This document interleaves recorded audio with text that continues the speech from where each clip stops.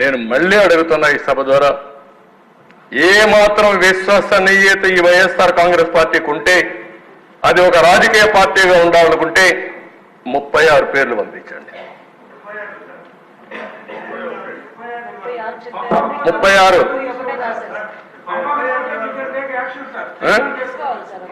ఈ హౌసే పెడదాం.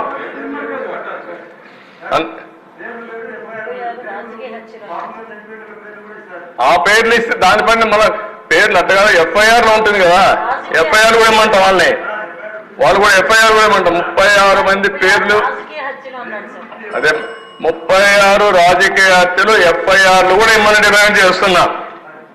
అది ఇచ్చిన తర్వాత తెలుస్తుంది. అంటే అధ్యక్ష, చాలా జీవితాంతం అబద్ధాలు చెప్పి, అబద్ధాల పునాదులపైన పార్టీ పెట్టి, ఆ అబద్ధాలపైన బతికి ప్రజల్ని మోసం చేసిన వాళ్ళు ఇవన్నీ మాట్లాడుతూ ఉంటారు. అధ్యక్ష, నా స్థాయికి నేను మాట్లాడకూడదు అనుకున్నాను, కానీ నేను మాట్లాడకపోతే కూడా హిస్టారికల్ మిస్టేక్ అవుతుందనే ఉద్దేశంతోనే I want to straight in the record.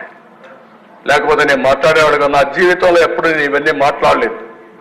ఆ రోజు ఉండే నాయకులు హూందాతనంగా బిహేవ్ చేశారు. ఇక్కడ హూందానే లేదు, పద్ధతి లేని వాళ్ళు వచ్చారు. అలాంటి వాళ్ళు వచ్చినప్పుడు ప్రజాస్వామ్యానికే కాదు సమాజానికే చాలా ప్రమాదం. దిశ